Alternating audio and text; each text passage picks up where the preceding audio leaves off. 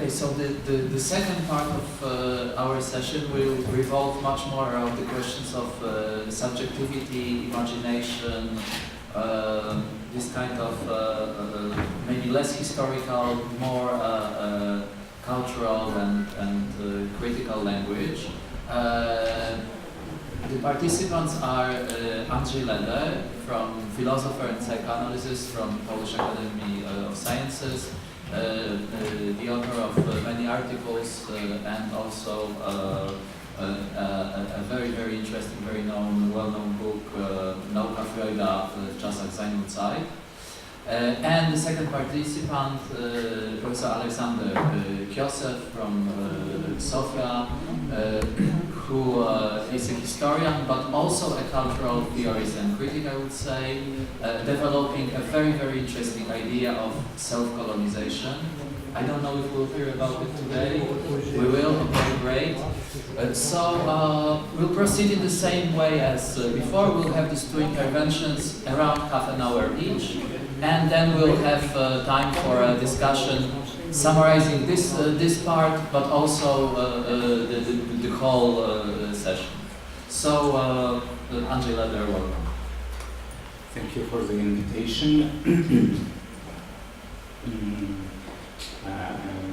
I think we will turn now to some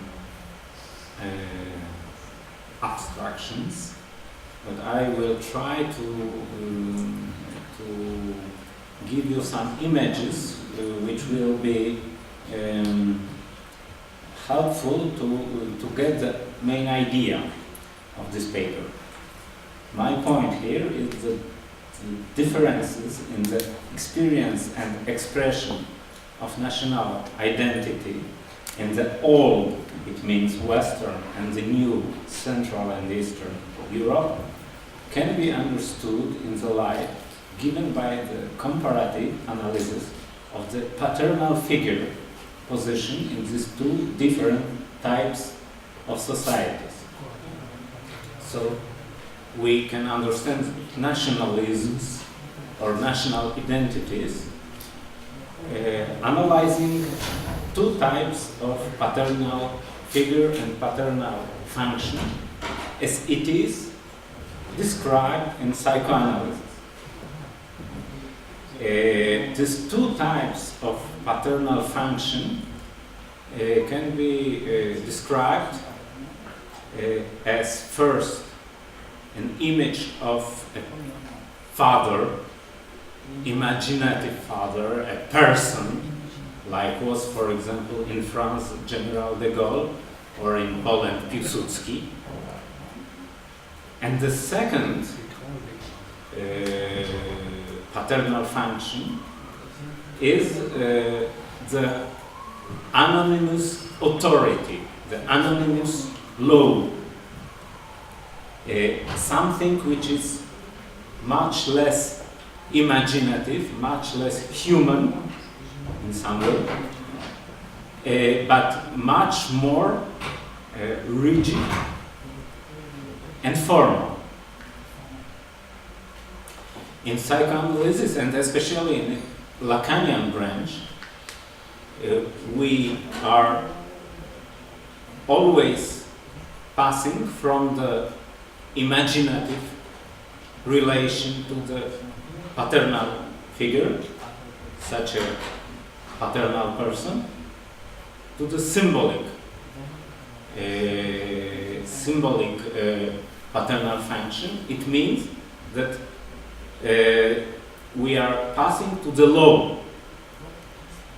And my point is that the biggest difference is that between Western and Eastern and Central Europe is that in Western Europe we have to do much more with the symbolic function of the father, or normative function of the father, and in the East with the imaginative function of the father, or with the imaginary figure of the father.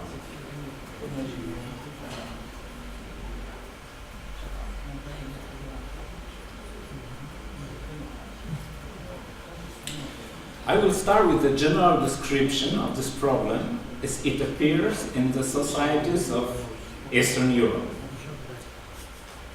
Here, the history conditioned the return of the father, of the imaginative father, as the very important factor of the reinforcement of collective identity, which weakened during the enforcement and the collapse of the communist system. These societies, which were living long time in the shadow of the beloved father of the nation, after it collapsed, turned toward the fantasy of the traditional paternal figure after the Berlin Wall collapsed.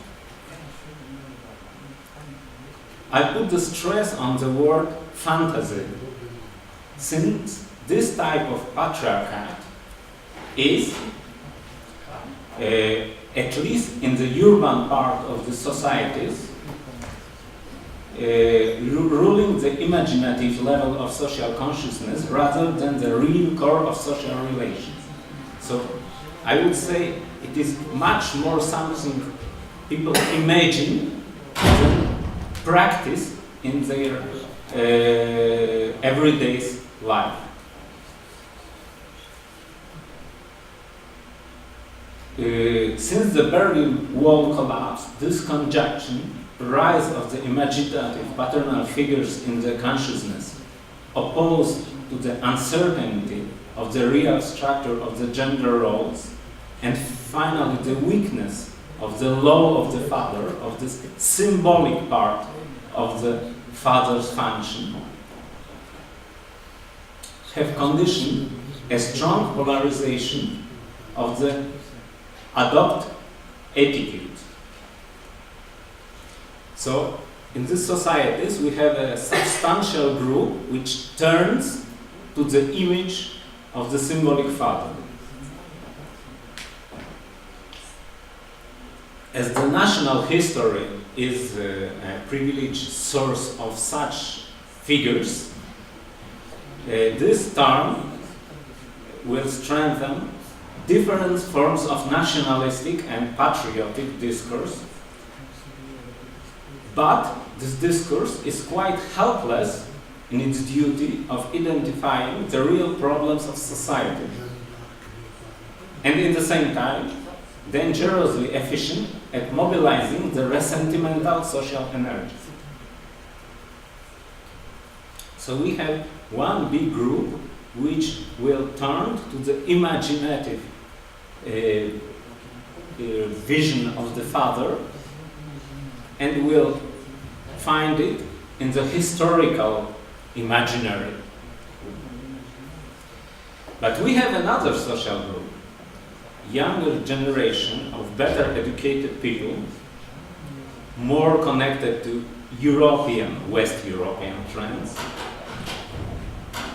which adopt the emancipatory discourse, fighting the image of the traditional dominating patriarch. Although being the minority, I think we here are more or less this group, but nevertheless in the society we are strongly a minority. But this group is quite influential within the social communication. But according to my hypothesis, we are also more dependent of this kind of imaginary patriarch than facing the real problems of the society. So the problem is that either the group which is very nationalistic, let's say, and love the patriarch, and the group which is revolt against this patriarch, are dependent of the same quite fantastic image of the father.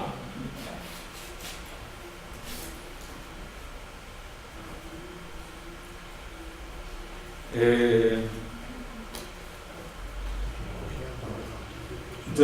problem of real political agency is defined in this way, and this has some historical explanation. I would say that there are two main reasons for this situation. First of all, the majority of the people of these countries, Poland and countries of Eastern Europe, didn't participate in the political agency till 19th or even 20th century. As we know, in matter of fact, till the end of the 19th century, or even till the period between two wars, 70% of the society were peasants, and they were not, or in a little amount, politically active. Then, and maybe more important, the politicization, the fact of becoming the political agent, was due to a cruel revolution, but a revolution which rather happened to East European nations than was performed by them. We know that the most important moments of this revolution were the annihilation of Jewish small bourgeoisie by Nazi Germany and the destruction of the class of landlords by communist Russia in Poland. But, again, this was not the agency of the people in Poland, the most important part of the society, that made this. It was something which happened to the society. Now I will come back to the situation of the subjectivity in Western Europe in quite a general way. I will refer to a short sentence of Etienne Balibar, part of his conference in Warsaw University in 2011. He said then about the revolt of the 68, and here I quote, "We thought that we will simply fight capitalism, but in matter of fact, we destroyed traditional bourgeoisie in the name of hyper-capitalism." This point is very interesting. Balibar doesn't say that bourgeoisie doesn't own power and money anymore.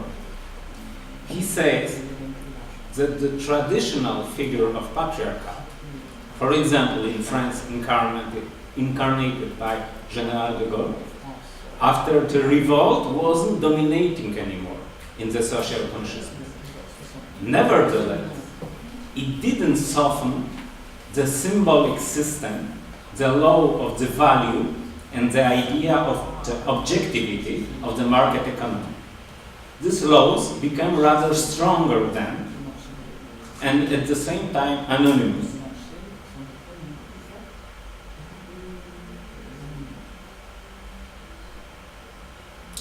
Trying to give some light onto this question, I will follow some thoughts of Freud from the famous essay Civilization and its Discontents. This text perfectly describes the suffering in the culture which is based on the law of the father. But the question is how we suffer when there is no image of the father, when there is only the law. In the discussed essay, Freud stresses the fact that, and here I quote, "the severity of superego developed in child doesn't correspond to the severity of its parents. It seems that the first is not dependent on the other, even in the case of a very gentle upbringing. The child can develop a very rigorous conscience.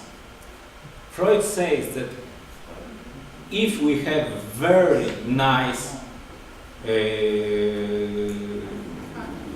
parents, yes, like after 68, smoking grass and making parties all the time, the child will have big chance to be extremely severe and have a very repressive consciousness.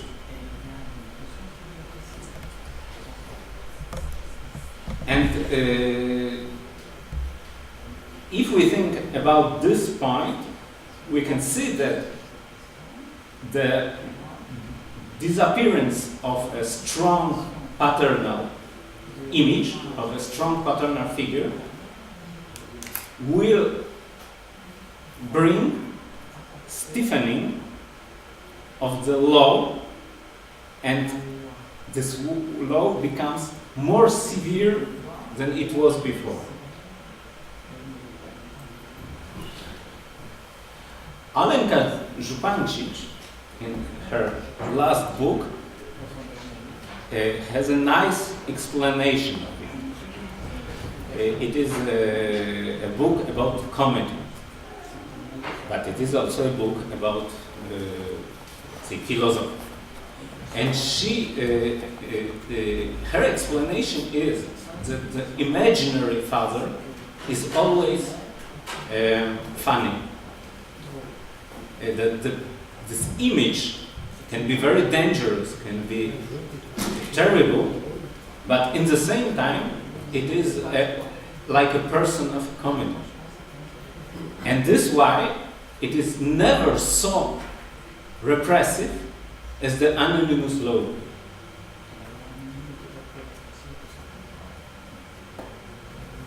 So,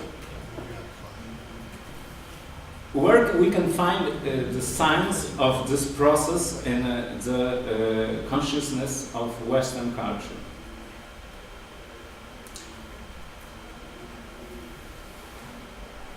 I would suggest that the gradual weakening of the image of the father due to its deconstruction is coupled with the feeling of growing domination of some extremely oppressive, demanding instance.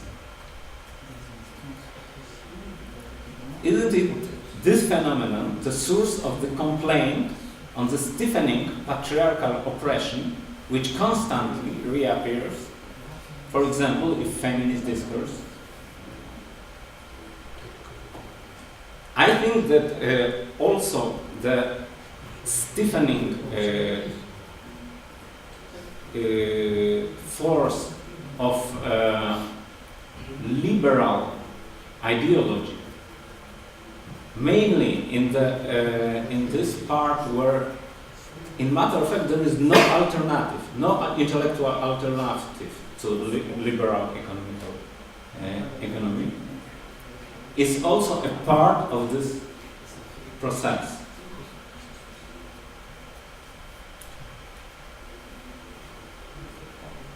And I would say that in some way, the East European countries are now on the road from the situation in which their imagination is ruled by the oppressive and maybe dangerous. We don't know what will happen when Kaczynski will win the elections, next election. But in some way grotesque image of a patriarch, and towards this world of anonymous law to which everybody is subdued, but we don't know who is the incarnation of it. Here I will end. Thank you. Great. Okay. Thank you very much.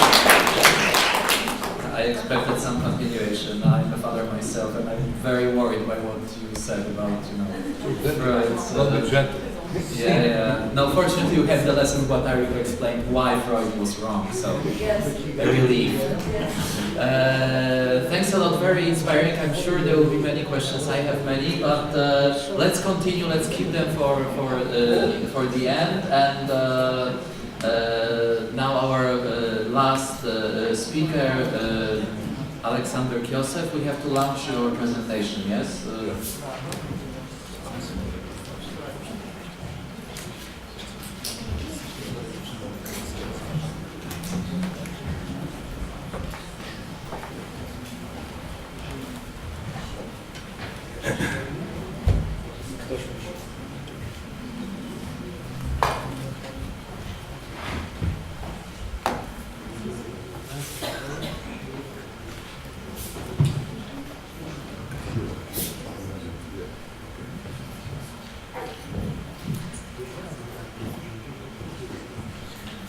Dear friends, Julian, thank you very much for inviting me here. So, my talk will be something in the middle between this abstract theoretical frame and, let's say, the more concrete case studies and historical detailed pictures we listen from the first two speakers. I'll talk about empires in imagination in the 9th century, although the question is strongly connected with what is happening today, but this will be maybe in the discussion. So my talk will be divided in 4 parts. The first 2 are theoretical, the third and the fourth are concrete and historical. I start with some comments to the project Jan Sova proposed to us, and I read it as a kind of attempt to this is a quote, attempt to construct a story of capitalism as it was experienced not by the winners, Western European powers, but by the press, a kind of Benjaminian project. I read it as a proposal for counter-universal history, reading the world history as a story of globalization of dependence, underdevelopment and slavery, an ironic universalization of East European condition that made everybody a slave, not by their ethnic identity, but by their social, political and economic situation. The cultural situation is missing here. This was a quote from your life. So, I start here with some critical objections made by feminists and post-colonial thinkers to the problem of universality of historical time. This topic has been addressed first by Reinhard Koselleck in his famous slogan that history became collective singular, that means universal history. Someone between 16,000 and the 16th and the 18th centuries. That means it became universal, all-inclusive narrative, of course Eurocentric narrative, and it was supported by universally accepted chronology. Of course this imposition was not non-violent, but this is another story. And in this process, next to the historical agencies, a lot of ahistorical peoples remain, and Hegel is explicit about that. He divides people in historical and ahistorical people, and African and of course Balkan people are ahistorical. I don't know about the Polish guys. Are they in the history or not, from the point of view of Hegel? So the post-colonial thinkers demonstrated that, I speak here about of course Edward Said, Gayatri Spivak, Homi Bhabha and a lot of others. They demonstrated that these historical people are living outside the universal time because they live in other non-existing narratives, fragmented, discontinued, with missing logic. These are traumatic times or traumatic narratives. So I would like to remind you of the famous first line of War and Peace by Leo Tolstoy, that happy families are all alike. Unfortunately, every unhappy family is unhappy in its own way. That is to say that maybe there is no counter-universal history possible. The statement, all peoples from the peripheries are Slavs or slaves, is of course a trope. Legitimate trope, but nevertheless a universalistic hyperbole. In fact, there are many different non-similar histories which have to be reconstructed in their traumatic differences. A very difficult task because it's enormous task. It's not to sketch one universal scheme of history. It's to sketch at the same time many histories, a kind of plurality, maybe endless plurality of histories. It is to reconstruct a plurality of stories about slavery, conquest, repression, dependence, exploitation, lack of recognition, lack of autonomy, underdevelopment, backwardness, chaos, lack of trust, but also stories about disgust, mimicry, poaching, trickster stories. Sometimes, not always, stories about resistance and struggle. And all these are different stories. I don't believe that there is a reduction possible to a common denominator of the happy family. So we are confronting this impossible plurality in a way, and I don't know how to deal with it, how to cope with it. Nevertheless, maybe Jan Sova is right to stress this need, because there are certain meta-similarities, not on the level of content, but on the level of form. Marginalized communities are never narrators. They are narrated. They are part of the symbolic order, or the grand narrative, which is not their own. Then why should not go to their own symbolic order? Because their own symbolic order, the grand narrative or their own historicity, has been lost, or maybe never existed. Maybe their very identities have been constructed in this traumatic way, but the discourse of the powerful other. And they do not have other normal, non-traumatic history and non-traumatic identity. So this is once again a quotation from Beatrice Spivak. The true subaltern cannot speak because there is no universal self-transparent subaltern subject that can speak and know itself. Self-transparent subject. They don't have a language and a narrative of their own. Their identity is their difference. Difference to the hegemonic code. So, saying this theoretical introduction, I'll proceed with some more theory. Because I'm going to speak about social imagination, I would like to, not to define, but to clear my concept. What is social imagination? I follow here Charles Taylor, who says that social imagination usually implies a background of intuitive knowledge, a body of stereotypes shared by a community, a widely shared pre-theoretical reservoir of shared perceptions, both descriptive and prescriptive.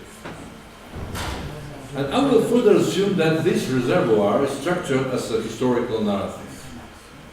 And this social imagination rules the dreams, the longings, the phantasma shared by the members of certain social group. That means we are speaking here about domination, or better, about hegemony over the imagination, about internalization of the hegemonic cultural values, about self-stigmatizing and traumatic subjectivation. The traumatic force of the collective imagination, which claims we are not real Europeans. Actually, this is a quote from a famous Bulgarian novel called Baiganio, maybe some of you know about it, where the narrator says, we are European, but not to the end. So there is a kind of ambivalence in this.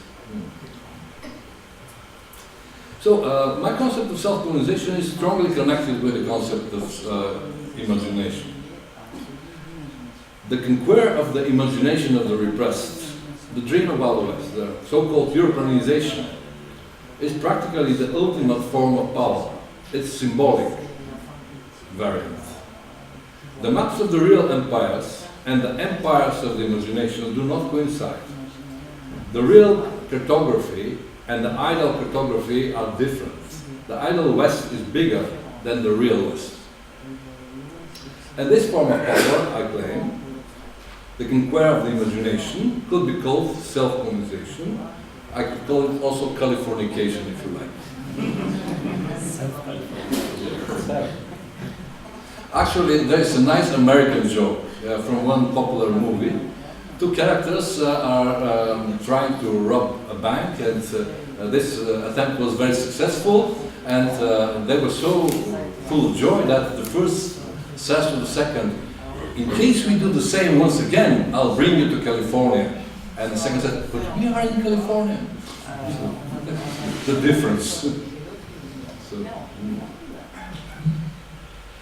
So you can imagine that this realm, the realm of imagination, is not a calm realm. It's full of conflicts, tensions, and struggles.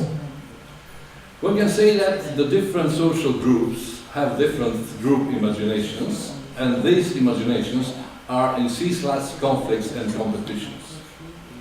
And this do not coincide with the practical rivalries of realpolitik described by, let's say, military or diplomatic historiography. There is one hegemonic phantasm, and this hegemonic phantasm has been called Europe. After that, it was called the West, Atlantic Alliance, and so on. But it's a phantasm about progress, modernization, Europeanization, Westernization, about, shortly, universal civilization. It's a universal dream. And of course, it produces immediately its own otherness. And this is the Orient. This is the suppressed otherness, laziness, backwardness, barbarity, eroticism, femininity, illusionality. These are the two, let's say, the binary couple, West and Orient, Occident and Orient, a very old phantasm, which has, of course, its rivals in the imaginaries of the different ethnic and cultural alternative groups, peripheral groups. And one can understand nationalism as a kind of resistance towards the force of modernization and Europeanization. The image, the imaginary image of the great mother nation, with its own emancipation, with its own political independence, with its own cultural autochthonism and authenticity, is the strongest alternative of Europeanization, although sometimes on, let's say, the ideological surface, they are presented as alliances, not as rivals. And we can understand also Panslawism from this perspective, its dream about alternative universal community, the so-called Slav Sea, an ideal Eastern Empire. And historically and politically, Panslavism has two major variants. The first could be called Russian variant. It's the dream about Panslavism under Russian rule. And the second is the Czech variant, union of plurality of small nations, which give birth to a new great power. So, in part two, this is part three actually, sorry, I will speak about my own place, the Balkans, Southeastern Europe, and its historic situation. First, I should introduce certain well-known facts about the function of realpolitik on that place. The Balkans were always a place of rivalries and conflict between great multi-ethnic empires. I am speaking about the 19th century and before.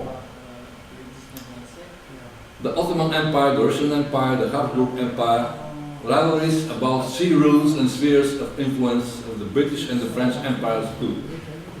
At the same time, Southeast Europe was a place of micro rivalries and conflicts between ethnic religious groups and national liberation movements: Turks, Greeks, Serbs, Croats, Slovenians, Macedonians, Romanians, Bulgarians, Albanians, Jews, Gagos, Romas, etc., etc., etc. A lot of minorities.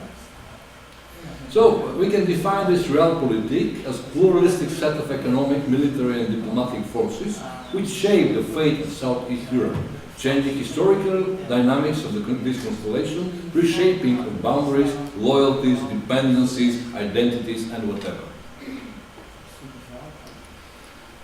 At the same time, the realpolitik is doubled by a kind of cultural paradox, which is as follows. After this disintegration of the Ottoman and Habsburg Empire, a plurality of small independent national states were established. Their real boundaries do not coincide with their imaginary borders.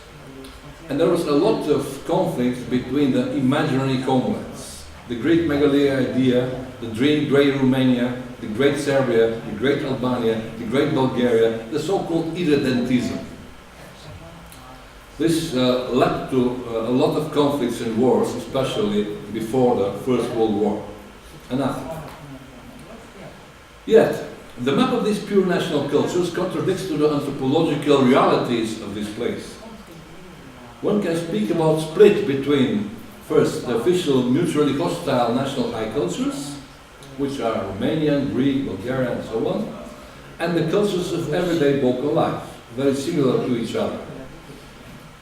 So there are great differences in the ideological national grand narratives and the great similarities in housing, cooking, clothing, rituals, bodily culture, mentalities, etc. So nation states try to govern this anthropological plurality, and this gave birth to a lot of national policies of purification and homogenization of the minorities and the real everyday multiculturalism of the population. This brought Hellenization, Serbization, Bulgarianization, Romanianization and so on into the place. And after the wars it had certain consequences, very bloody consequences. After the recent war also ethnic cleansing, forced migrations and so on. So, we can speak about the possible horizons of the Balkan imagination. That means the dreams of the high cultures. And I make a kind of very rude sketch here. The Hellenic self-centering of Greece, which represents itself as pattern of European civilization, the Latin origins of Romanians, Bulgaria split between Diablo Ivan, that is the idealized popular image of Russia, and Germany. You know that Bulgarians are the Preußen des Balkans. Serbia between Russia and the distant Western empires. Here we can interpret the role of real, not metaphorical, Panslavism in this context. It is a transboundary, distant connections, a dream to connect to the Poles, to the Czechs, to the Slovaks, to the Croats, to disappear into the great Slavic sea, so to say. And Balkan Slavs have been always split between their own autochthonic myths and Panslavism. And one more particular feature in this sketch, the so-called Balkanization. This is a popular Western discourse about the Balkans, investigated by a lot of scholars, including myself, which represents the Balkans with stable stereotypes. The dark Balkans, in German Kleinstaaterei, that means vague plurality of small states, which nobody cares to distinguish from each other. The powder box, the abyss of civilization. In general, public stereotypes have been formulated by Maria Todorova as the shameful oriental semi-other of Europe. The discourse of Balkanism is the discourse of the powerful other, the West, and it's the rival background against which all nationalistic, autochthonic and pan-Slavic local discourses should be developed and evaluated. So this was my theoretical part. Now I'm going to the third and to the second part, to the fourth part of my presentation. It is about one person, Alexander Teodorov Balan, a very interesting person, which has been thrown in this frame of Panslavism, Bulgarianism, Westernization, and so on. You will see. This is Professor Alexander Teodorov Balan. He was a long-lived person, almost 100 years. Born in the village of Kubey, Bessarabia, in the family of Bulgarian immigrants. His early childhood he spent in a situation of multicultural and multilingual environment. The mother of Alexander Teodorov Balan spoke 5 languages: Bulgarian, Turkish, Romanian, Greek, and Russian. He went to the local school. For that local school, he remembers that he didn't know whether he's Bulgarian or not. In a way, his national identity was not a real issue for him at that time. At the age, let's say, of 10, 11, 12. After that, he started to visit the Belgrade Gymnasium, but before introducing the Belgrade Gymnasium, some historical information about Bessarabia, a small part of land between Ukraine and Romania. So at that land first was established the Principality of Moldavia, an Ottoman vassal, established in 1359, and the boundaries were the Carpathian Mountains in the west, the Dniester River in the east, the Danube and the Black Sea in the south. After the Russo-Turkish War, the first one, 1806-1812, parts of Moldavia go into the frontiers of Imperial Russia, and they form the oblast region of Moldavia and Bessarabia, and a large degree of autonomy. After 1828, autonomy progressively has been restricted both from Romanian and from Russian side. However, after 1856, after the Crimean War, Bessarabia was divided into 2 parts: the southern part of Moldavia, the northern part of Russia. 1861, it has been transformed into in Russia. The Russian part has been transformed to the Bessarabia Governorate, state-imposed assimilation and Russification. The Romanian or the Moldavian part exists as autonomous state until 1859, when it joins Wallachia to give birth to the United Principalities of Romania, and after that the kingdom. Russian rule was restored in Bessarabia in 1878, after the Russo-Turkish War, when Romania, the successor of Moldavia, was pressured to exchange those territories for Dublin. You see this panel between Russian, Romanian, Ottoman, and other rules, which is very important. Here are some maps of Bessarabia, both old and contemporary, relatively new. You see the Soviet Union and Romania are here. During the existence of Great Romania, you see Bessarabia, and next to it the Soviet Union. Now Bessarabia is split between Ukraine and Romania. So the Bessarabian population looks like that. In 1856, you see that the Bulgarians at that time, and together with the Gagauz, they have nothing to do with each other, but in the statistic they were together.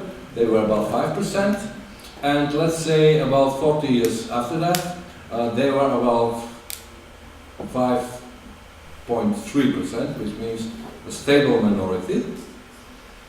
It has been established by ceaseless Bulgarian immigrations to Bessarabia following the Russo-Turkish Wars, and the town of Belgrade has been established in 1819 by Bulgarian immigrants.